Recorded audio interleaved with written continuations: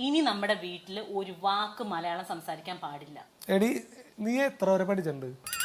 ഇപ്പൊ എന്റെ പഠിപ്പാണ് ഇപ്പൊ എല്ലാത്തിനും പ്രശ്നത്തിനും കാരണം. അല്ല എന്നാ വേണ്ട, അത് പോട്ടെ. ഞാൻ എത്ര വരെ പഠിച്ചിട്ടുണ്ട്?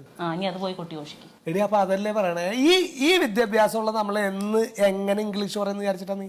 ശീതളേട്ട അപ്പൊ ഞാൻ പറയുന്നതോ എന്ത് ഇംഗ്ലീഷ് ഞാൻ പറയുന്നില്ലേ? നീ പറഞ്ഞ ഇംഗ്ലീഷാ? ഇപ്പോഴേ ആ പ്രിൻസിപ്പളിന്റെ മുറി പോയിട്ട് 1/2 മണിക്കൂർ നിന്ന് ഞാൻ ഇംഗ്ലീഷിൽ സംസാരിച്ചിട്ടാ ഇങ്ങ് പോകുന്നത്.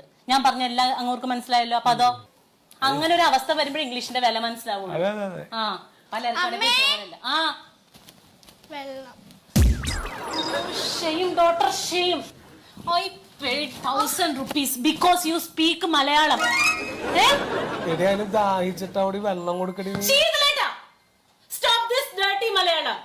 If you again and again ask Malayalam, I will pull out your tongue. മോളിത്തിരി വെള്ളം എടുത്തിട്ട് അമ്മയ്ക്ക് കൊടുക്കടി, അവളുടെ പ്രാന്താദ്യം മാർക്ക്.